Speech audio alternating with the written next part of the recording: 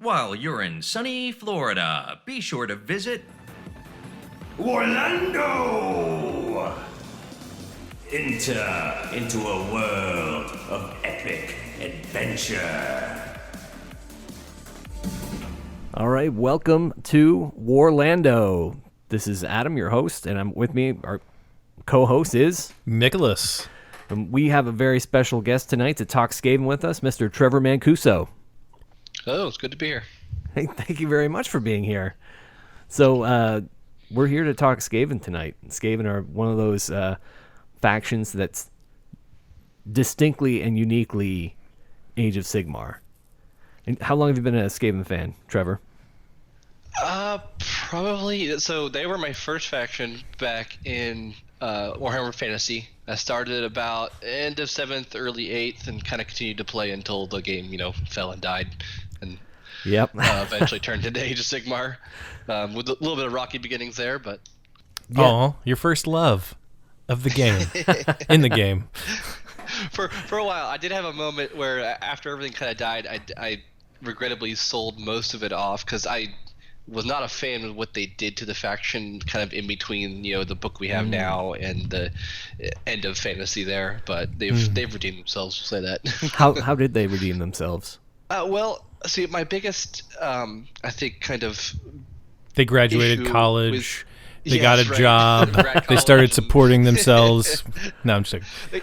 I think my biggest issue originally after Old Fantasy was they ripped apart Skaven into little pieces, right? You had the Pestilence book and you had some Scryer stuff, but you couldn't run the whole crazy mob together, which was always the fun part. And so with this, the new book came out, put them all back together again, they feel much more whole than they were before. Yeah, now they're the Skaven Tide. And yes. And it's got that where if you want to focus, like most of the books, you want to focus on one faction, you can focus on one faction, or you can bring everything, bring whatever you want. Right, I feel like it's one of the best books they've written as far as number of options you have. There's a few outliers here and there as far as internal balance goes, but for the most part, you've got lots of different options and lots of different build paths and themes. If you want to do all Scryer, you can do that. If you want to just have massive amounts of clan rats and storm vermin, you can do that as well. That's awesome. What was it that originally attracted you to the Skaven? Probably the absurdity of most of their models. Doomwheel in specific, that's always been one of my favorite models. I mean, who doesn't like a giant hamster wheel with lightning shooting out of it? And that's so great. That and the Screaming Bell / Furnace, I've always loved those models. They've been fantastic.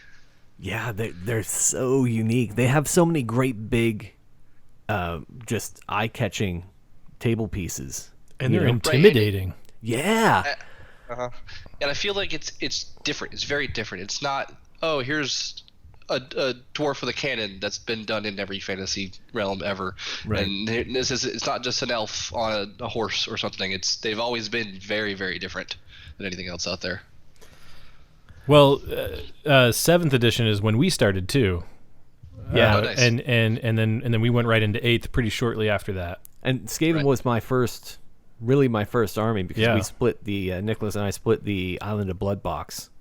Yeah, that helped get in really quickly because those Skaven slaves / clan rats were much cheaper than having to buy them all individually. Yeah, it was great. And yeah, the absurdity of them.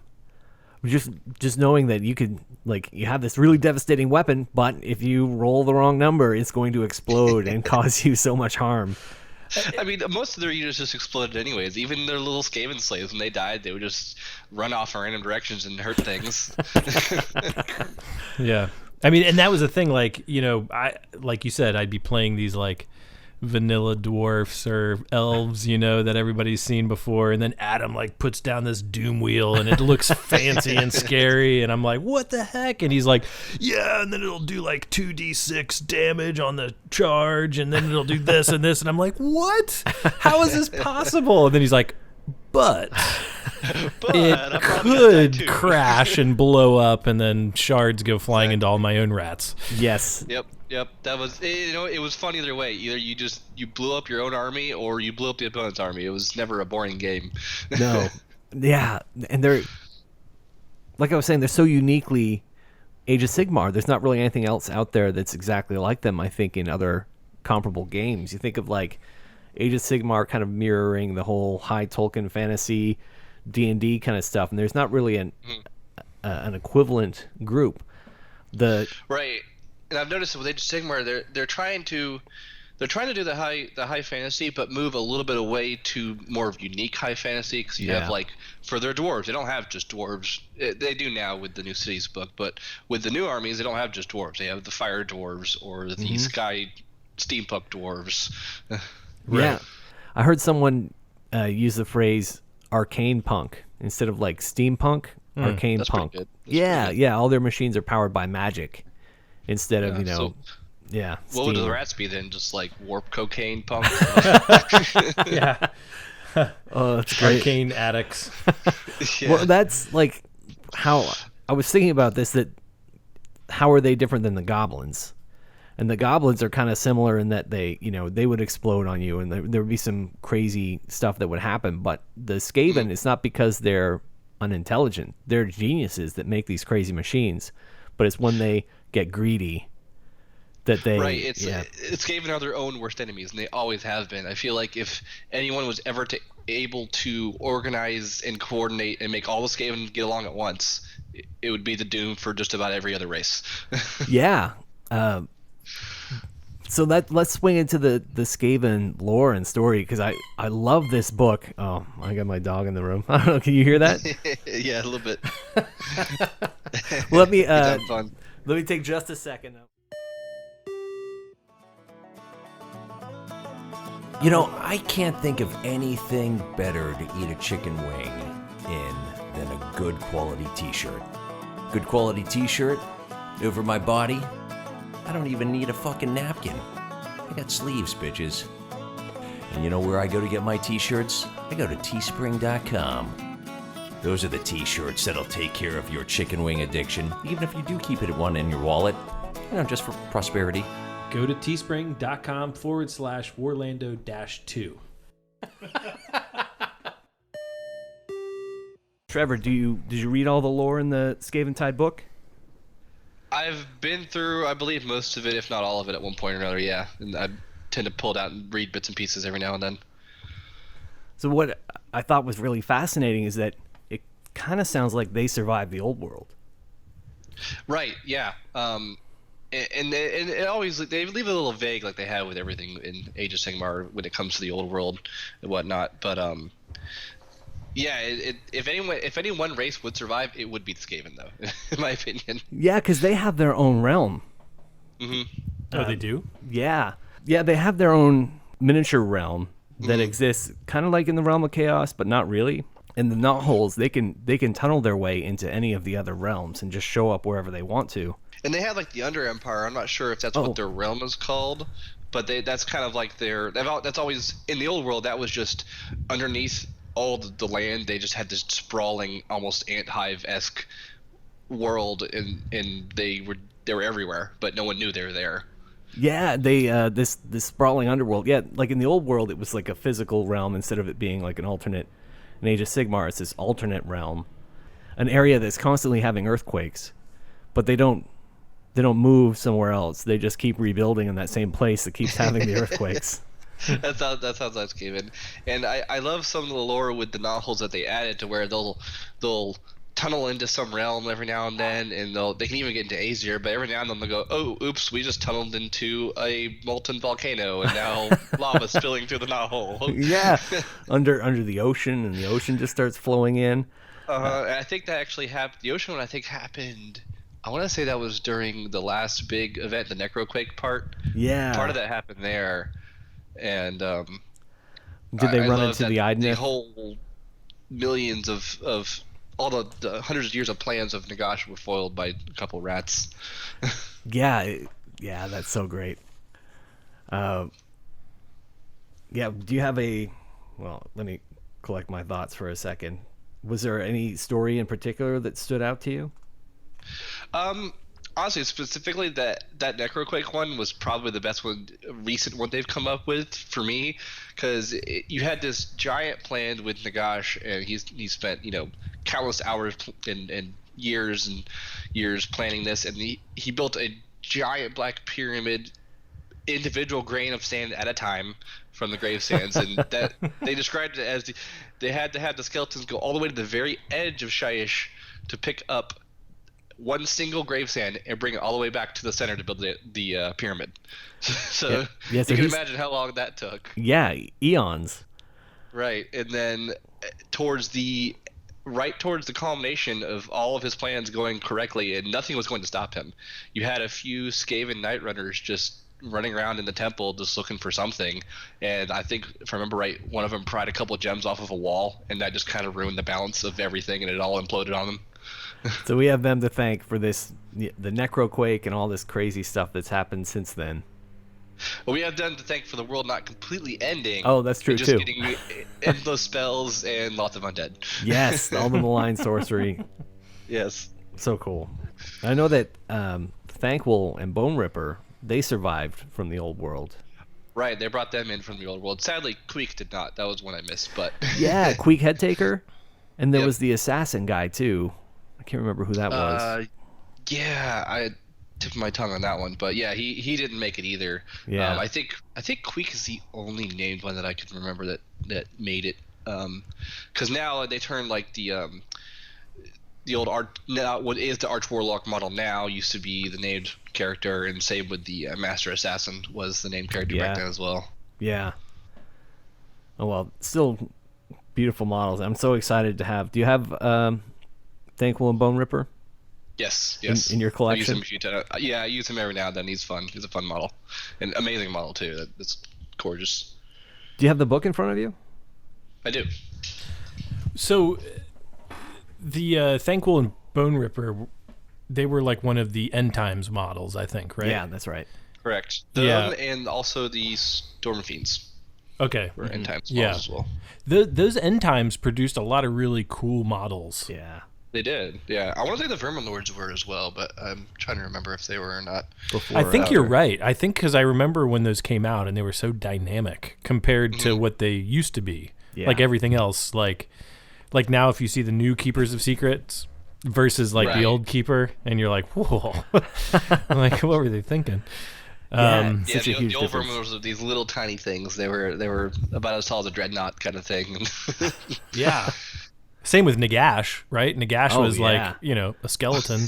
Yeah, basically any Yeah. old lich that you would see on any table to be Right. now this like epic foot tall thing. Right. Yeah. And I think weren't Arcan and Neferata and Manfred, Yeah, weren't were they all End at the same Time? time?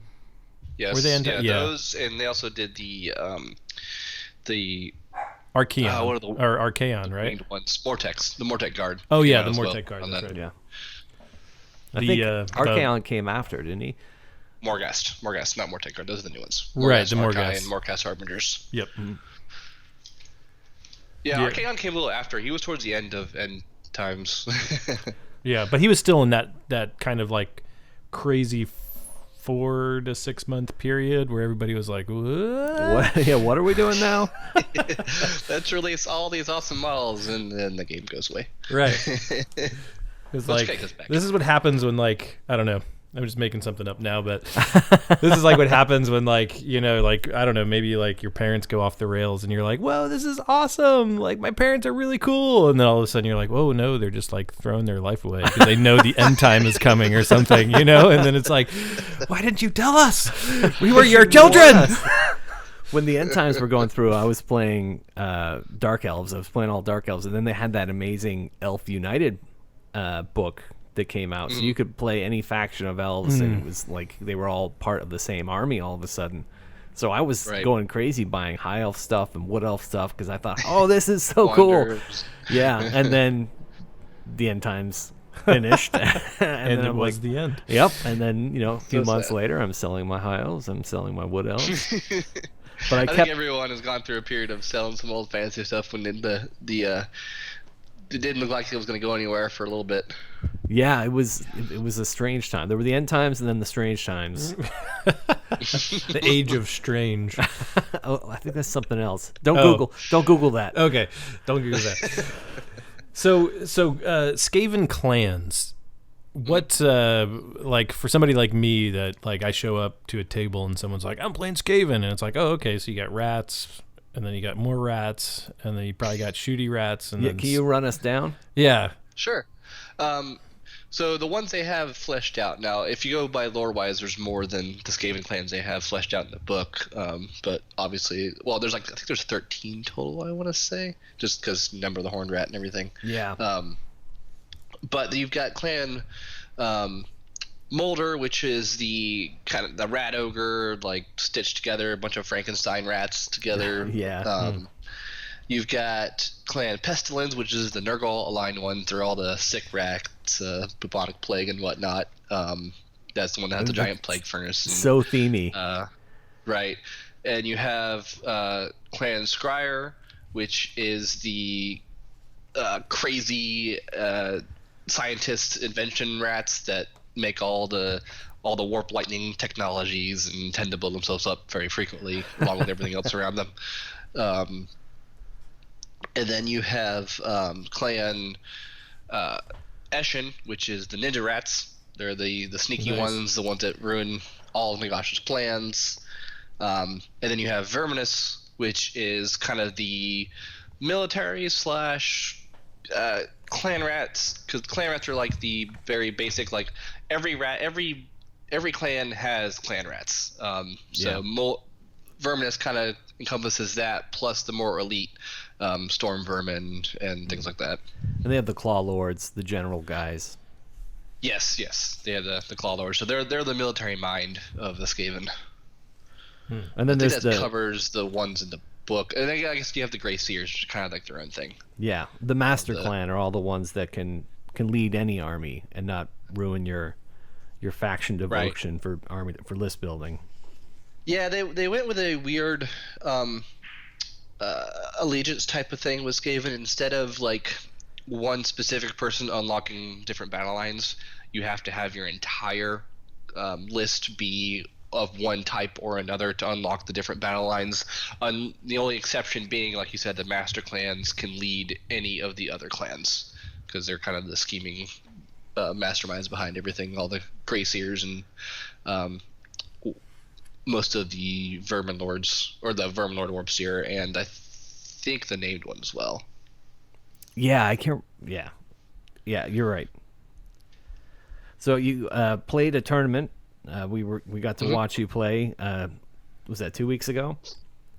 Yes. How'd you end up deciding on what you brought?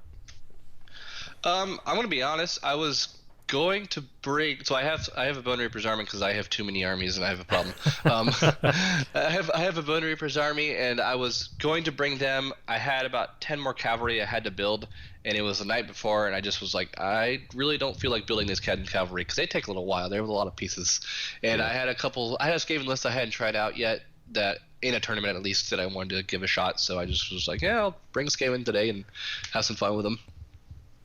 And I did have a lot of fun. That was a good tournament. All right, good. Yeah, because that game we watched where you were playing against Chris, that was that was a nail biter. Yeah, the entire game was a nail biter, and I chalk it up to two things. Chris is a very good opponent and always has been, and I made a big mistake on deployment, and I made a mistake a little bit later on too.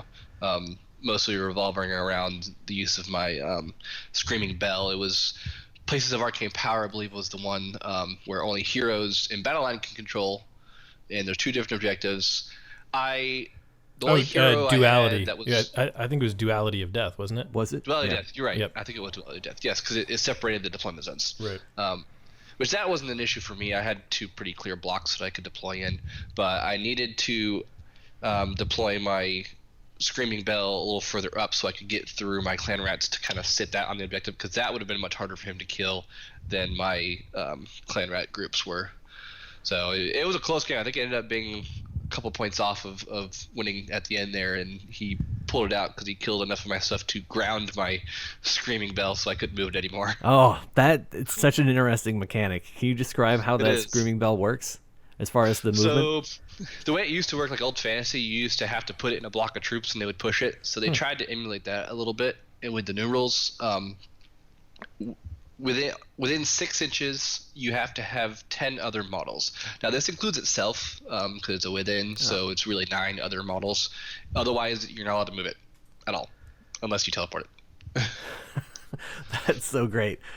Yeah, and makes those troops a great target, and that's so much fun. You just have to whittle them down to having only 8 troops left around it, and then boom, it's not moving at all anymore. Yeah, and I usually tend to keep one of my 20-man or so clan rat units nearby just as some pushers. But with the scenario, you had to have either battle line or heroes control, so I kind of was throwing them up there to make sure I kept control of the scenario. Yeah. And all of a sudden I look and go, oh, wait, there's nobody left on my side to go push the bell. Oh, darn. Oh, no. Not the first time that's happened. It sounds like a pretty Skaven thing to do, though. Like all of a sudden Oh, they turn yeah. around, they're like, "Oh no, the bell! You forgot the bell!" Exactly. Yeah, absolutely. And did you remember to roll for the bell each turn? Did you get anything good with the bell?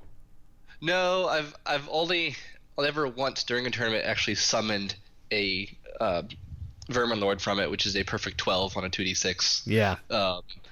And it was in the 5th round of the game, so it didn't mean a whole lot. Oh. But I did get a few mortal wound splashes, which is nice against the opponent I was playing, who was playing Night Haunt, and a few other good things. First turn, now I wish I would have had, hindsight's 2020. First turn, I ended up getting a extra movement speed and rolled a 6 on the d6, so I was speed 12 with the thing. So had I known that, I definitely would have deployed it further up, so I'd make sure I could get it real far up the board early on. Yeah, it'd be nice to grab that objective with the bell instead, just because of all the wounds it has. But yeah, right. And additionally, and this is something that's a little bit counterintuitive. There's the lookout sir rule, which most are familiar with. If you have a hero within 3 inches of a friendly unit that has 3 or more models, then they have -1 hit versus range attacks. Skaven have lookout sir in melee. In addition to that, the screaming bell is not a monster, Right. So it does benefit from the lookout sir rule. So you That's wouldn't great. think something that big would be able Right. to jump out of the way, but I guess you have all the rats climbing up top of it and taking the hits instead. Yeah. What a great ability! That lead from the back. That's what that's called. We have the lookout sir in melee as well as in Yes. shooting. That's so cool. Oh wow, Right. yeah, Yeah, that sucks. yeah. Skaven, see, I told you they're broken. Get it off the board. But you, Additionally, their heroes during melee, instead of choosing to swing, can retreat, which I did trick Chris a little bit with that at one point during the game. He had one of my engineers engaged, and he was trying to decide which unit was more threatening to him, so which he should swing on first. He was like, "Oh, I'll wait on the engineer. The engineer doesn't do a lot of damage." I think he asked me how much damage he does. I'm like, "Engineer doesn't do much damage. You'll be fine." So he went for a different unit, and I'm like, "Okay, I activate my engineer. I run him away from combat." He was like, "No." But when I asked you, you didn't tell me what you were going to do. See, that's the trick. You got to be like, so what are you going to do with him next? Yeah. Not like if he has bad, big damage. It's the Skaven play. yeah. Again, we'll have thinking about goblins and thinking about Skaven. The Skaven are just so smart. Yeah. Reckless, but but smart. a lot more Yes. backstabby. Yeah. Yeah. One of the great stories that's in the Skaven Tide book is where these 2 groups of Skaven that don't like each other, I think it was a Clan's Pestilent and Clan Scryer, and they're teaming up on a group of orcs. And they really don't like each other or trust each other, but the orcs are more dangerous, so they're going to team up on the orcs. And the Clan Scryer guy's the guy with the artillery, and he's up on top of this mountain looking down on the battle. And he decides, well, we'll just target everybody, because that works out best for us. Right. And so when he does target everybody, as soon as he starts opening fire, everything blows up on him because the other guy, the Clan Pestilent guy, knew he was going to betray him. So he booby-trapped all of their weapons. Oh, Nice. that's great. Yeah. See, they used to actually have kind of that rule in Old Fantasy where if something was in combat with your Skaven slaves, you were still allowed to shoot them, even though they were still in combat. Yeah, yeah. Yeah. Yeah, that's great. It doesn't matter as much for Age of Sigmar since you can still do that with everything. Right. But Right. You know, like why is I mean, so we've talked about Skaven. They're sneaky. Mm-hmm. They're smart. Yeah. They are reckless. Yes. And they're backstabby. Yeah. Why did Nagash trust them? Well, why does Nagash trust all of these? Like I feel like Nagash maybe isn't too smart. Yeah, that does seem to come up a lot, where Nagash just doesn't seem like he just underestimates people. Yeah, well, I don't think he necessarily trusted the Skaven. I think if I remember right, they actually like kind of gnawholed in. Yeah, they snuck in there because despite them being rats, the Clan Eshans, they've always portrayed them as very good at their jobs for being sneaky and very good assassins. They might kill each other later, but they were able at least to sneak through all the undead hordes. And I think, remembering the story correctly, I think they were supposed to just look around and report back. But once they got in there, they saw that there was treasure there, and they decided they weren't going to leave empty-handed. The old classic, like, we should leave. Oh, but I just want to grab that one little jewel right off the. Yep. And that's what did the whole thing, caused the necroquake. Nice. Yeah, nothing was on purpose for the Skaven as far as foiling his entire plot, and I believe even if I can find the passage in the book, they claim it was totally on purpose. The Skaven do. Yeah. Like, yes, we totally meant to do that.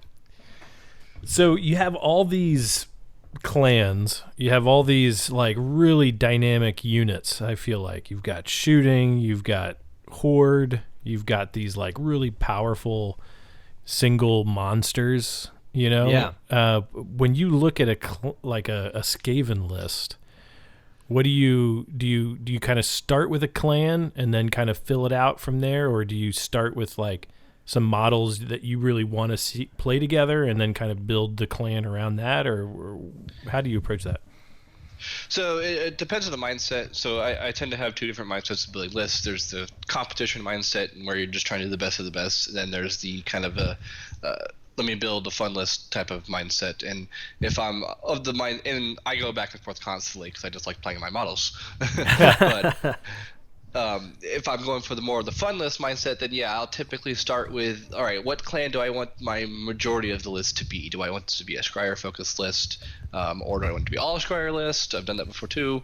A couple of the clans are a little hard to fill out whole lists for. Like Eshin's a bit hard to fill out an entire list for. There's not a whole lot for them right now. Same with Molder. It's possible with Molder. I've done it. I have lots and lots of giant rats. And rat ogres and whatnot. Like rat swarms.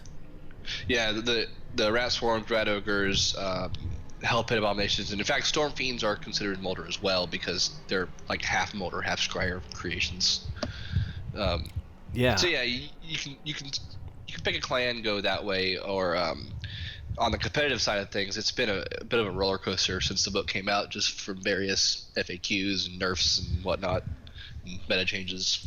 Because before the book came out, it was Clans Pestilent was hands down the tournament list. They're the ones you would see. Right. Well, they were the only one that actually had a fully fleshed out book too. Yeah. I mean, it was older. It was kind of like the old Bone Splitters book age-ish, I believe. A little bit older than that, I believe. Yeah. And it definitely had the best tournament list you could do. It was a bit dull because all it was plague monks, catapults, and the plague furnaces and priests. That's it. So yeah, it was about 200 monks and a few plague furnaces, and you were done.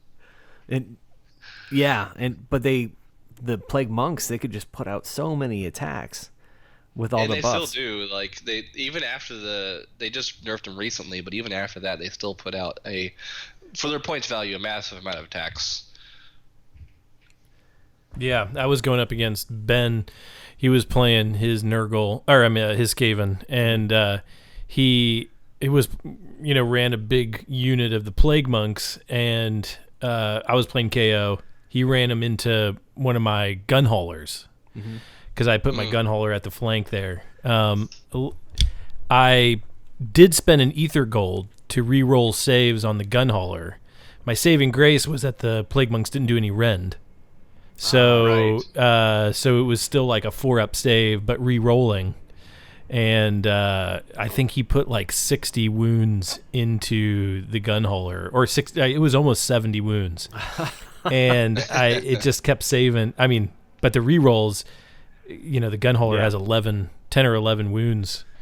And it lasted. I think it survived 60 of the wounds, and then it died.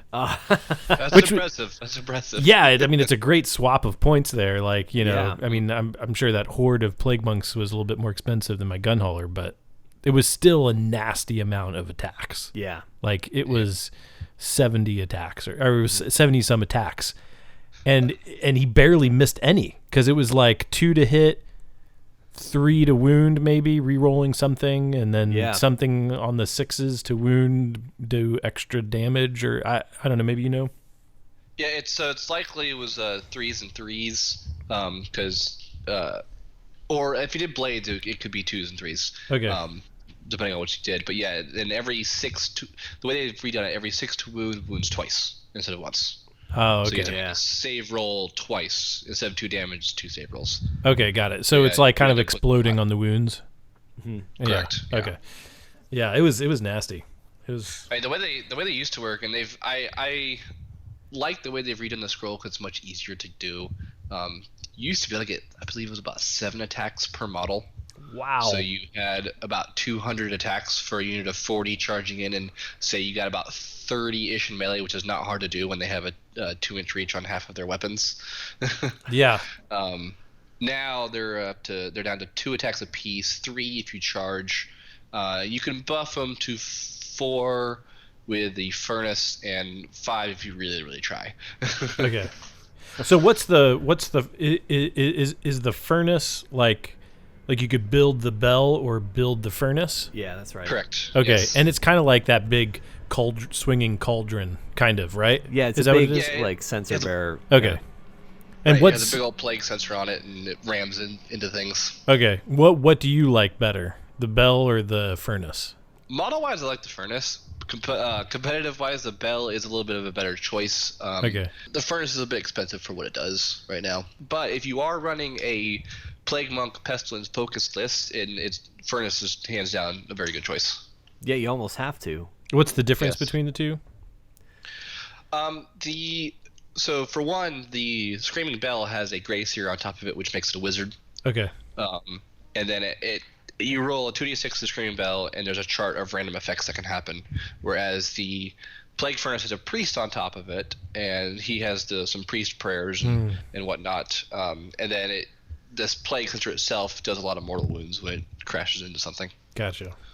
Both of them have an aura of automatic pass battle shock, which is very important to Skaven. Yeah, that's really nice. Yeah.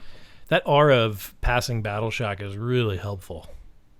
Yeah, and I catch a lot of people off guard with it because I'll have like a 20 to 40 rat unit of clan rats strung out kind of in my front line against a lot of opponents because just to protect some of my squishier pieces in the back. And they'll start killing them off, and it's very easy to kill clan rats, and I'll have 15 die or whatnot, or 20 die in a unit of 40, and I tend to pull them from the sides, and then all of a sudden now I'm wholly within that bubble of battle shock immunity. Yeah, nice. Yeah, that's a They're good like, battle shock strategy. test. I'm like, nope, you killed enough. I don't have to now. Yeah, that's really nice. It really does help the units stick around. Yeah, you have to Yeah. have some answer to battle shock. I can't imagine. I hate taking battle shock tests. Yeah. I hate it because you all day you're like, yeah, roll a 6, roll a 6. I'm like, no, roll a 6. Well, just imagine, Well, even with the it's- Storm Fiends, like how I was gonna important mention they that. are. It's especially bad with them. Like, Yeah. you can lose one Storm Fiend, and you can still fail a battle shock and have some run away Ugh. because they're only bravery 6. Yeah. Yeah. There's no rank bonuses for them, so. Yeah, I do love those Storm Fiends. It would really suck to lose a bunch of them to a battle shock test. The Warplock Jazales is the same way, where they're fairly low bravery, and you lose a couple of them, and you're like, oh no! Did you Yeah. bring any warp locks? Not this time. I'm actually going to try a list out, don't tell Will, tomorrow that has some in there. I won't, but I definitely want to hear back from you how it goes. Do you know what he's playing? I've used them before. I use them in early on in the book. I would use them heavily. I would bring 9 with some support for them, so they end up with +1 to hit, rerolls to hit, rerolls to wound, and then you can kill most things you pointed at that way. Yeah. What's They're their so cool. range? It's really long. It's like 30 inches. Yeah. Aren't they like the Yeah, sniper guys? Yeah. Yes, they're the snipers. They're range 30, and they have movement to 6. So you get about a 36-inch range of just crazy. point at that and kill it. And people I like to remember- take the bridges with Skaven armies too, right? Yeah, particularly Clan Scryer armies. Okay. Yes, they help to sales, but they really help the Storm Fiends. Because half your weapons on the Storm Fiends are range 12, so they're pretty short range, and Storm Fiends aren't the fastest models either. And they're kind of that jack of all trades unit that wants to be close in. They want to shoot. They want to charge in. They want to punch the crap out of something and go shoot again. Yeah. Anything that speeds them up the board is a boon. Yeah. Between the bridges and the gnaw holes, you can definitely get them there. You brought the bridge to the tournament recently, right? I did, and I did use it against Chris, and I think I caught him off guard early on. I remember him telling me after the game that he was a little scared after I annihilated 2 of his units just top of 1 with the Storm Fiends after the bridge teleport. Oh yeah, I remember because you were able to get him right there next to the next to the objective. Yeah. Right, yeah, I put him next to the objective. Sadly, they couldn't control it on that scenario, but I got him close enough to shoot his front and kind of his back line at the same time. I had because the way I typically outfit Storm Fiends is you have the rattling guns, which are the short range but very high number of shots and damage, and then you have the wind launchers, which are the really long range ones. So you can kind of, at the very least, you'll be in range of the wind launchers most of the time because they're 24 inches. Right. So I was able to kind of shoot his front rank with the rattling cannons and his back rank with the wind launchers at the same time. What about the warp fire throwers? Those are cool. They lost a lot of their use when the new book came out because there used to be a battalion you could take to sort of bring in your troops within 3 inches of the enemy. So you could bring in a bunch of Storm Fiends with warp fire throwers right next to somebody and then just go nuts with them. Now you have to choose between, I believe it's the wind launchers or the warp fire projectors. So the warp fire projectors are only 8-inch range, so they're very short range. They're great at clearing out hordes, and I could definitely see a use for them against like Bone Reapers, Mortek Guard, and stuff like that. Anything that needs mortal wounds to kill. Yeah. Yeah, because you roll for the number of units in range, right? Or the number of models in range? Is that how they worked? Yeah, it's number of models in range, and for every 4 up, the enemy model suffers a mortal wound. That's great. Yeah, they're very potent. And then you could, alternatively though, you could also bring the little weapon teams that have the warp fire projectors on them as well. I love And those too, and they're cheap. There's like 70 points for one, I think. Yeah, Something they're like not that. bad, and they're. I find it a little bit better way if you want that tech in your list to bring that instead, because you can overcharge it and roll twice instead of just once. You might die, but that's Right. Skaven. That's it, Skaven Greed, yeah. I still have one of those left over from the Island of Blood kit, the warp fire Yeah, thrower. I got a couple of those. I bought specifically when the new book came out because those models are great, the Isle of Blood ones. I was really sad to see the Poison Wind Mortar get retired. Yeah, I mean, I suppose it's overall, I guess it's for the best that they didn't have a way to make it separately. I don't know why. I'm not going to pretend to know their manufacturing issues and whatnot. But yeah, it was sad to see that go. Yeah, because they did at one point do a re-release of the Island of Blood box a couple years did. ago, and so I Yeah. expected them like to keep supporting those factions, but yeah, I guess that was it. That was the end of it. Right. But they make for good conversions at least, so they're good acolytes. Yeah, yeah. You got the one guy who's carrying the ball. I was thinking about doing the same thing. Uh-huh. So, what else did you bring 2 weeks ago?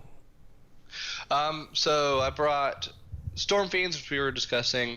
I brought the Screaming Bell, which is ends up in a lot of my lists, just for its primarily for this anti-battle shock tech, and then just having a wizard on there that's a good wizard. Skaven spells are fantastic. Specifically, usually ends up being Death Frenzy, which I brought.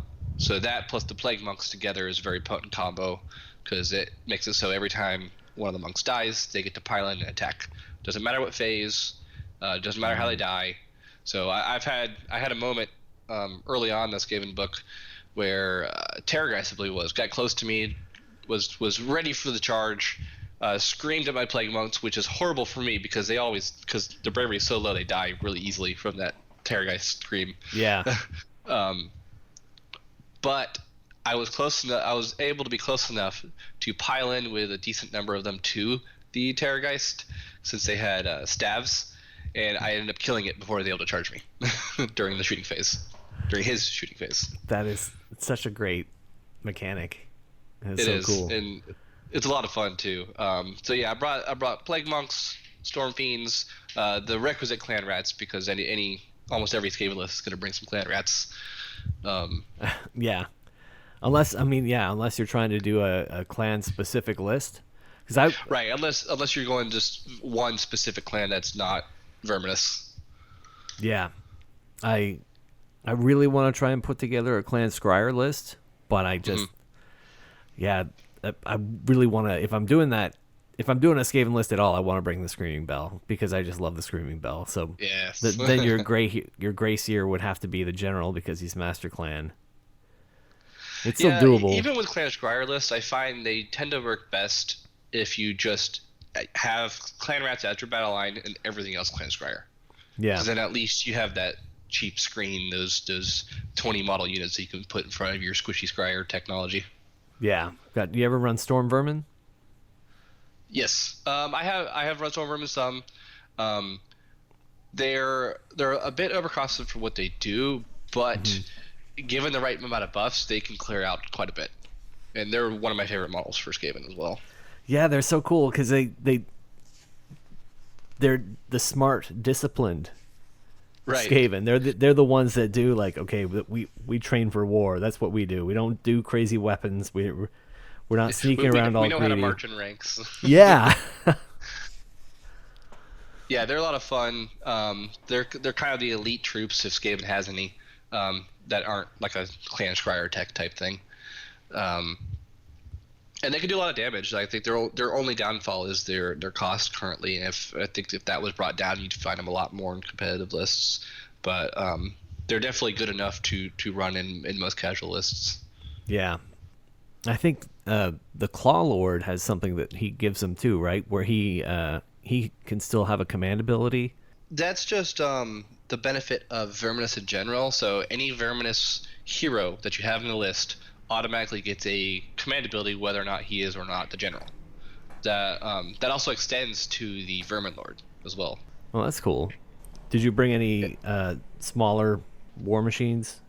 No, not in that list. There wasn't much room after you put in the Storm Fiends and Plague Monks and Screaming Bell. It takes up most of your points. But I have done Doom Wheels quite a bit. Those are a lot of fun. I think my only regret with Doom Wheels is they are behemoths, so I can't run like 8 of them. Yeah, that's too bad. The Doom Wheels are amazing. You had the Hellpit Abomination too, right? Yes, I did have the Hellpit as the other behemoth. And they're very, very deadly. Very easy to kill, but you do have that small chance that it comes back to life. Yeah, that's so neat. I had him go and belly flop into some ghosts and kill them all during my game with Chris. Nice. Yeah, and it's such a just amazing, crazy model. All those stitched together. It's a lot of fun too, and it's part of that randomness of Skaven, because its movement characteristic is always random. It's 2d6. So you could have those turns where it's just plodding along, and the turns where it just screams up the board and goes and kills something. Yeah, I can't imagine like, oh, here's my easy charge, but no, I only rolled snake eyes on my movement this turn. Well, what I did the game before Chris, and kind of to ensure that I would get some use out of it, I ended up setting it through a knothole into the back of the enemy's territory in his deployment zone. So it was kind of in the corner. So I was like, all right, so you have 2 choices. Come to me to try to take my objectives, or turn around and deal with the giant abomination in your back line. Let's talk about the gnaw holes. How do those work? Those are very interesting, and there's a lot of tricks you can pull with them with Skaven. So before the game starts, after sides have been chosen, you have 3 of these to deploy, and they have to be wholly within 8 inches of the board edge, and then so far away from other terrain and objectives and whatnot like usual. So for one, this is the easiest bonus I find to get out of it. They count as arcane for you and deadly for the opponent. Deadly doesn't come up too much, but arcane every single game is fantastic. It's basically early game when you haven't moved up the board yet. All your wizards, as long as you deploy them correctly, are getting +1 to cast, and that's huge. Yeah. On top of that, you have really easy access to another +1 to cast with Master of Magic, as long as you have a general who is a Master Clan. But with the other bonus of the gnaw holes is if you have a unit wholly within 6 inches of a gnaw hole and a hero nearby that gnaw hole as well, you can send the unit through the gnaw hole and out of another one, as long as you end up wholly within 6 of the other gnaw hole and 9 inches away from the enemy. So it makes you very unpredictable depending on how you deploy them. And it I've had games where I've essentially taken a unit, the opponent's unit out of the game on turn 1 because he had to babysit the gnaw hole to make sure I didn't come through it. Yeah.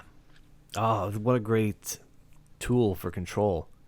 It's very Skaven too. It's a little chaotic, a little unpredictable, and it works really well with a lot of the tools in the army, especially like Storm Fiends. You can send through a gnaw hole instead of using the bridge, so they don't know. Are you going to use the bridge and go forward on this side of the board, or you use the gnaw hole or go the complete other side of the board? Oh, that's great. Yeah, you can go anywhere at any time. Yeah, that's really cool. I like that.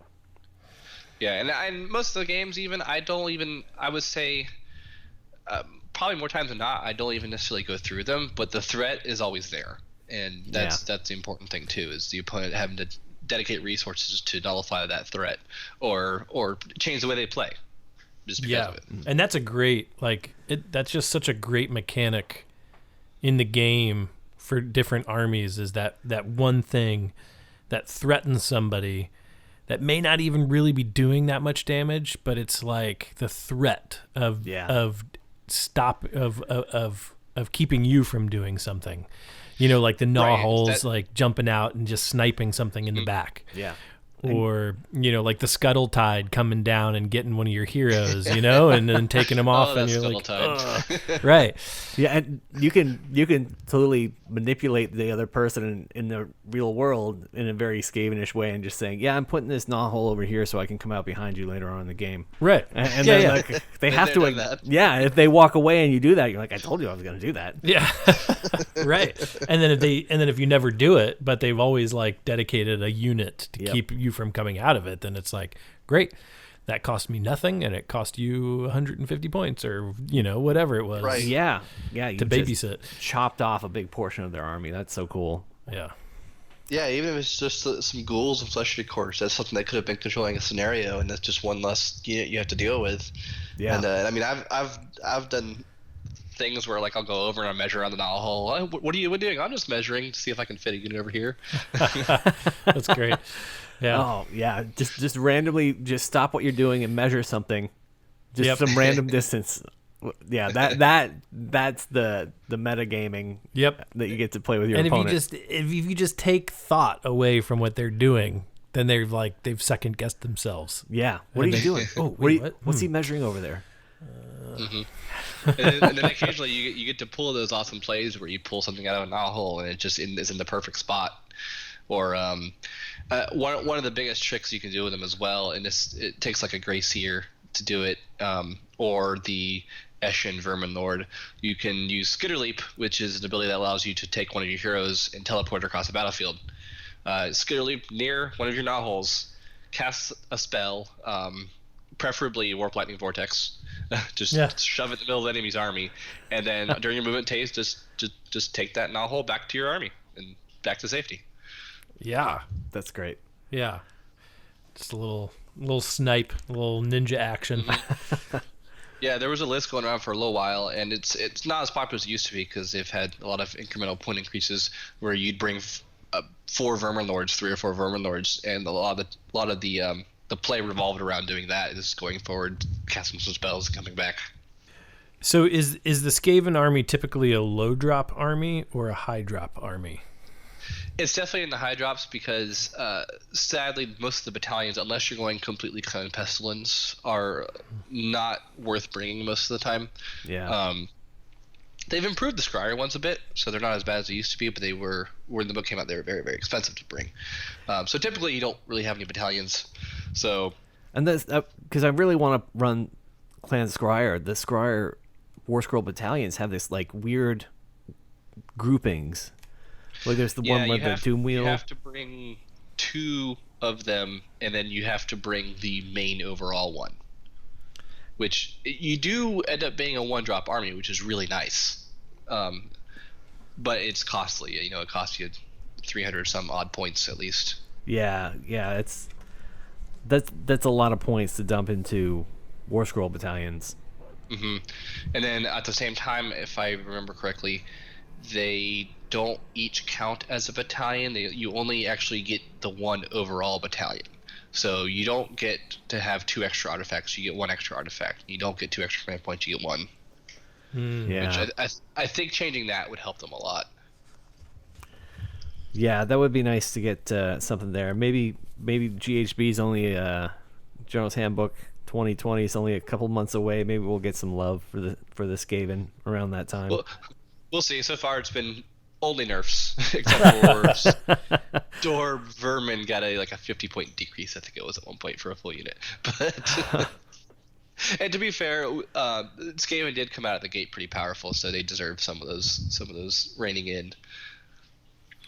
So the Vermin Lord, is he somebody you can take, or is he somebody you can summon? Both. Or she. I mean, summoning is not so. Summoning him is very unreliable. It's like Okay. You have to roll a 12 on 2d6 on a Screaming Bell, Okay. and you only get to roll that once per turn. Okay. Though It has to be at the start, right? Yeah, start of the turn. During your start of your hero phase. I did bring a list once or twice, and this was really fun. I brought 3 Screaming Bells, so I get 3 chances per turn to do it. Nice. I was playing a game against Will, and it went off top of 1.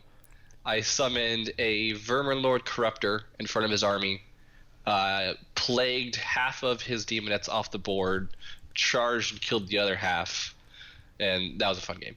Nice. That's And it. no depravity Right. for any of it. So yeah, Take that. take that, William. Granted, I can't remember. He might have still won that game because Slanesh is stupid, But it felt like a win. it definitely did. I never had that happen before again. But yeah, you could take them normally, and there's a bunch of different flavors of them, including a named one that kind of has a little bit of every ability that you can choose from. So you summon the Vermin Lord. You can put him anywhere on the board 9 inches away. No, it's 26, wholly within 26 inches of the bell, 9 inches away from Okay. the opponent. However, this happens during the hero phase, and you're still allowed to move That's cool. with him. Oh wow. Yeah. Yeah. Okay. Yeah, and they're like movement 12. So Okay. Yeah. You're gonna end up in something's face if that goes off. Oh yeah. That's Just cool. like, do they just like come up out of the ground? Like what's the or It's is it like they like they just kind of appear, or is it just like all of a sudden you see this just giant rat just crash up out of the ground and like? I imagine it probably depends on which one you summon. Okay. Since they all kind of have their own flavor, and it's the Screaming Bell kind of hitting its maximum cacophonous sounding, and Right. I imagine it probably depends on which one you have. Like if you summon the Deceiver, he probably appears in a puff of ninja smoke in Nice. front of your opponent. Right. The Corruptor probably kind of crawls out from the ground like a zombie almost. Yeah. Oh, that's fun. That's a lot of fun. Is there anything you're working on Skaven wise right now? Just trying out some different builds. I wasn't 100% satisfied with the list I ran 2 weeks ago, so I'm changing it up a little bit, trying a few different things, and it's been a very interesting roller coaster with Skaven and the Skaven lists and building them, just because you had the beginning where certain things worked one way and they've changed. The book has changed pretty dramatically over the course of just after its release, more so than most other books I feel like that have come out. just because they've had nerfs to this, nerf to that, a little bit of buff to here, and then things just change a lot. So it's been a lot of experimentation, and I think these days it's a lot of storm fiends.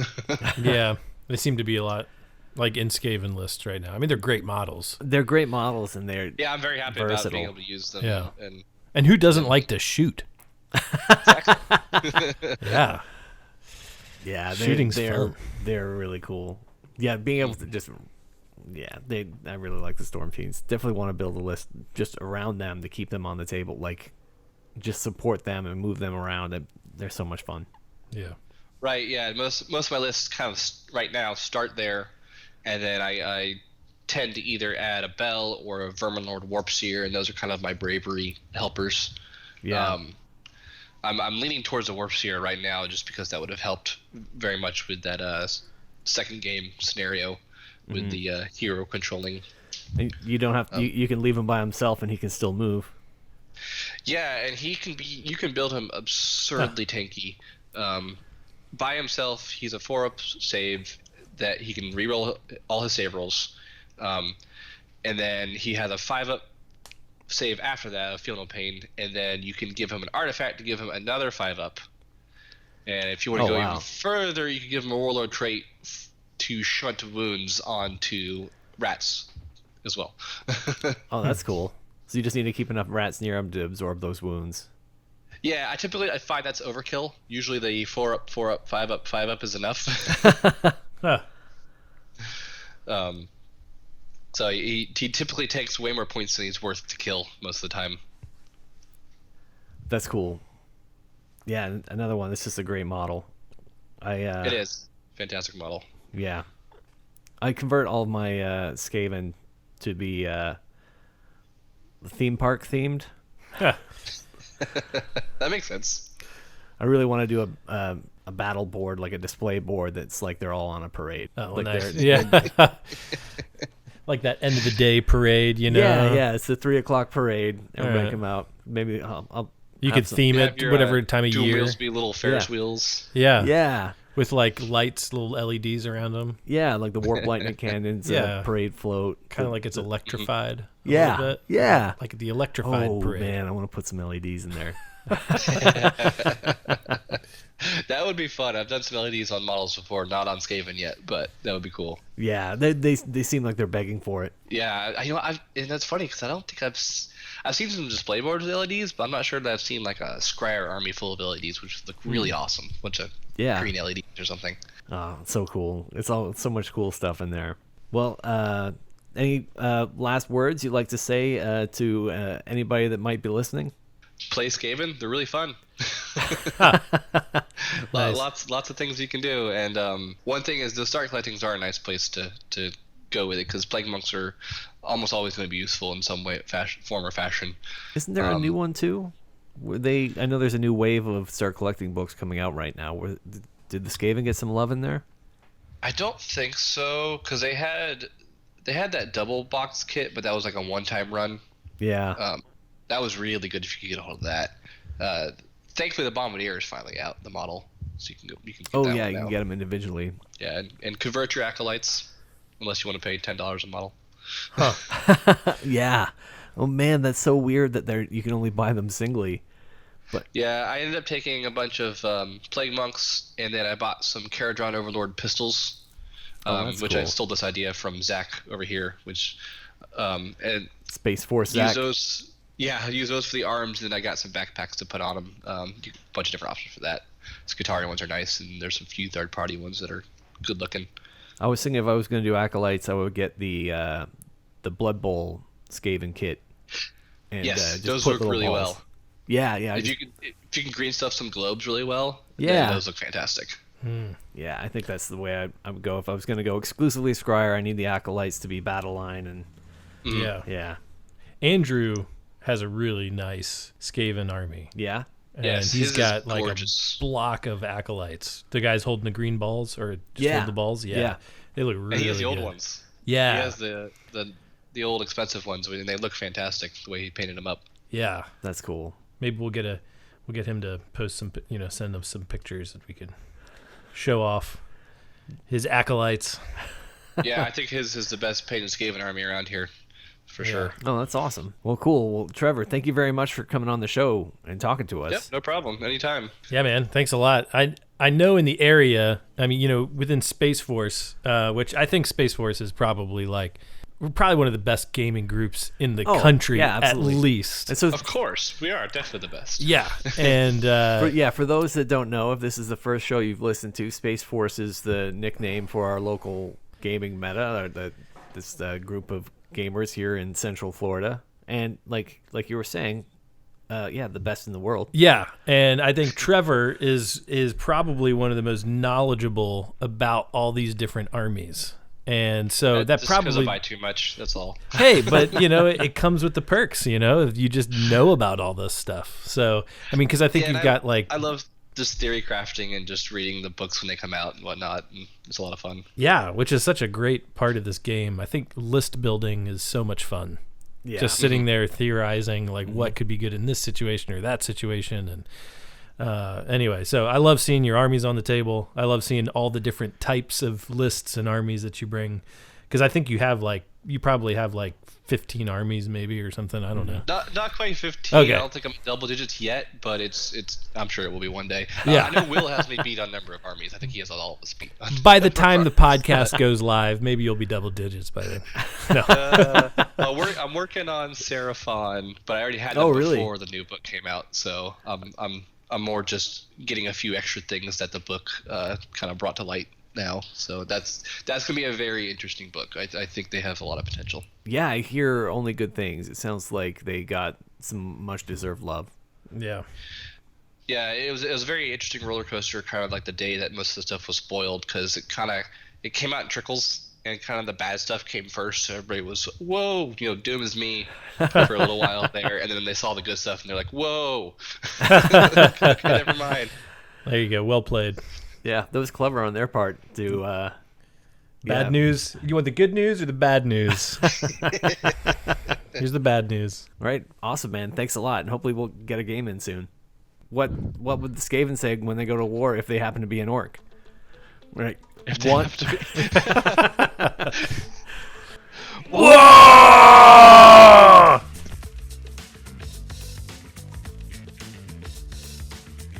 This has been an episode of WARlando. If you are a fan of the show and you're enjoying it, please like and subscribe. If you're not a fan and you're listening, why not just like and subscribe anyway? You can always change your mind later. If you want to buy a t-shirt, we have t-shirts on teespring.com/stores/Warlando-2. You can support us on Ko-Fi by donating some money to the show if you want to do that. And we also have dice for sale. If you want to email us at warlando77@gmail.com, drop us a line and we'll send you some dice in exchange for currency. Yes, of course. Yeah. Any last words you want to throw out there, Nicholas? Hey, check out our YouTube channel. You're gonna find some battle reports. You're gonna find some live battle report replays. Some great new painting videos by short Adam. but sweet.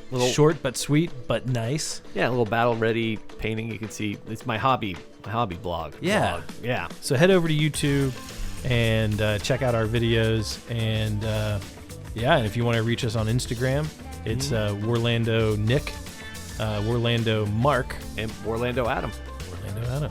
Yeah. And on Twitter as well. Same Yes. thing. Yeah, absolutely. So thanks a lot for listening.